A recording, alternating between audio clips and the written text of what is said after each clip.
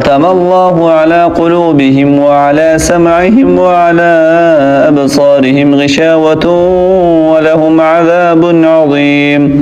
ومن الناس من يقول آمنا بالله وباليوم الآخر وما هم بمؤمنين يخادعون الله والذين آمنوا وما يخدعون إلا أنفسهم وما يشعرون في قلوبهم مرض فزادهم الله مرضا ولهم عذاب أليم بما كانوا يكذبون.